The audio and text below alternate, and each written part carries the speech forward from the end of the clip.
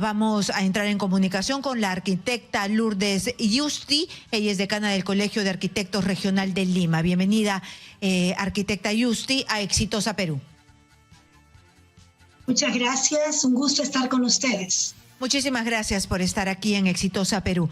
¿Por qué todavía no logramos tener un ordenamiento cabal? ¿Por qué las municipalidades no se toman el trabajo de, en su lugar, en su jurisdicción, saber quién es vecino, quién tiene un local así de estas características, ¿no? Que guarda elementos explosivos y que en cualquier momento podría estallar un incendio de estas proporciones? Parece que al alcalde lo han agarrado sin saber absolutamente nada, mientras que sus vecinos sí sabían. ¿Qué pasa? ¿Por qué no hacer este registro detallado?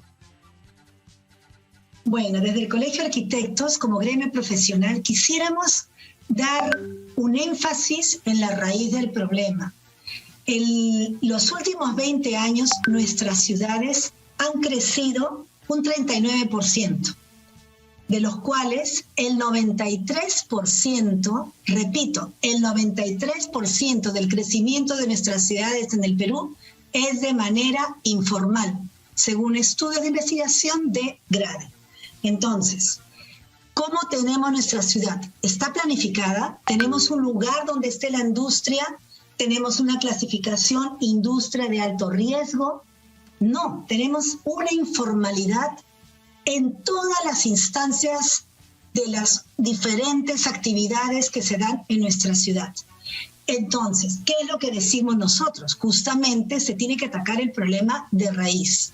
El gobierno central, el poder ejecutivo, es quien debe regular y los gobiernos municipales deben fiscalizar.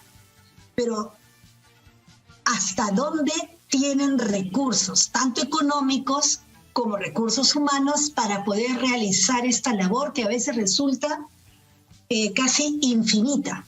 No quisiera analizar este caso en particular, si fue o no fue el alcalde, si hizo o no hizo. A ver, yo me quiero detener ahí, por favor, arquitecta. Que lo vemos hoy y lo vamos a ver mañana y pasado mañana. Me quiero detener allí, por favor, arquitecta, sí, para ver. Sí sabemos, porque lo vemos siempre, hemos crecido aquí en el Perú y además que pasa a cada rato con estos desastres. Somos informales, hemos crecido de manera desordenada, es un diagnóstico que lo tenemos y que lo palpamos. Ahora, ¿qué hacemos para que no se vuelva a repetir? Para que más tarde, mañana, dentro de una semana, se vuelva a repetir. ¿Qué es lo más práctico para que ustedes que trabajan en la ciudad como arquitecto, no es más fácil hacer una lista, cada alcaldía hacer una lista de qué hay y no hay en mi distrito? Eso demanda demasiados recursos, conocer lo que hay en la ciudad. Sí, claro, exactamente. Lo que nosotros tenemos que hacer es planificación urbana. Pero eso no es tarea de cada uno de los alcaldes de cada distrito, que además cada 4 años se renuevan. Actualmente se está desarrollando el Plan Lima Metropolitana, el Plan MED Lima 2040. El anterior gobierno destinó una gran cantidad de fondos económicos para financiar a la Municipalidad de Lima y el IMP, que es el Instituto Metropolitano de Planificación. Más de 100, 120, 150 arquitectos, urbanistas, sociólogos, antropólogos, especialistas han venido trabajando para este plan de Lima.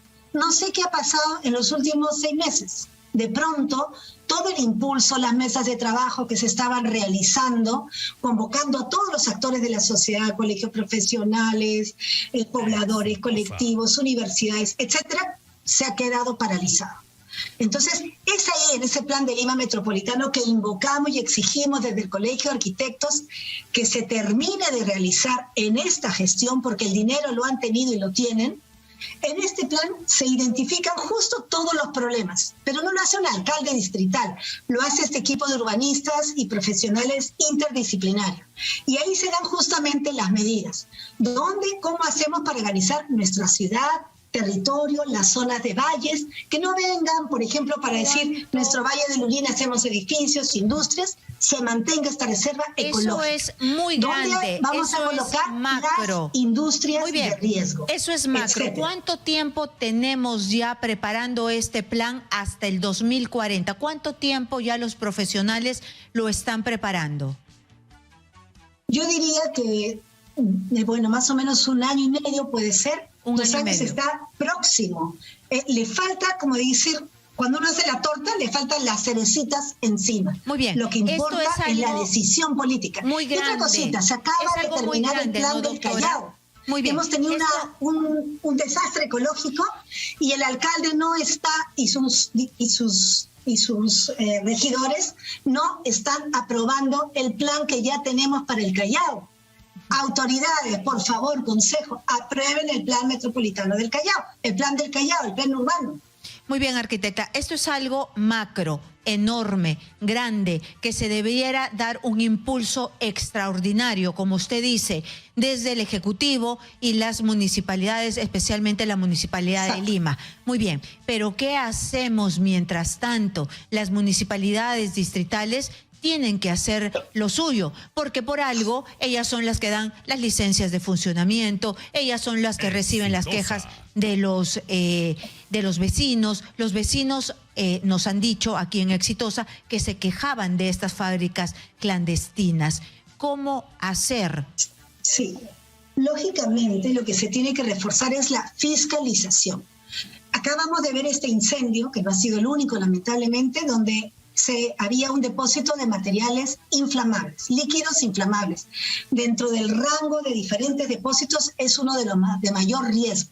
Nosotros tenemos una norma A130, norma de seguridad, que tiene un capítulo de almacenes. ¿Qué dice para estos casos?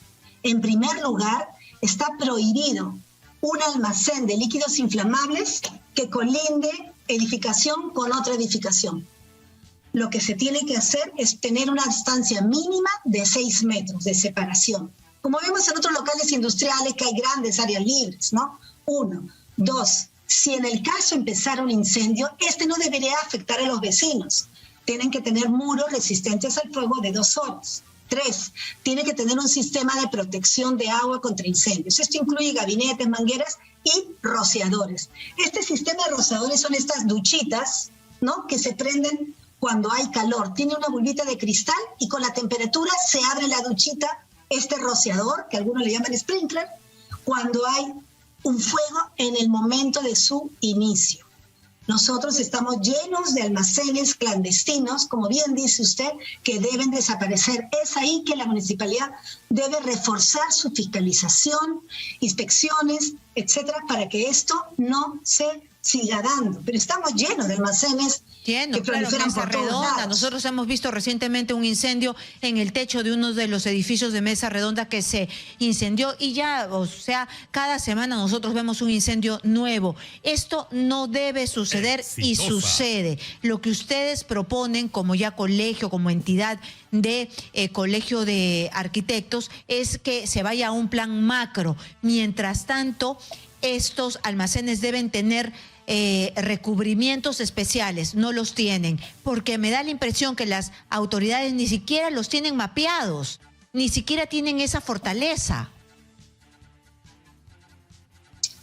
Bueno, así es. Hay planes macros y hay temas urgentes. Se tienen que trabajar de manera paralela, pero no podemos siempre ser reactivos. Hay un desastre y recién llega el gobierno o el gobierno municipal. Quiero decirles que, por ejemplo, cuando hubo este gran desastre del fenómeno del Niño en el norte, el gobierno gastó 3.100 millones. Esto equivale al 1.6% del Producto Bruto Interno, según datos del Ministerio de Vivienda.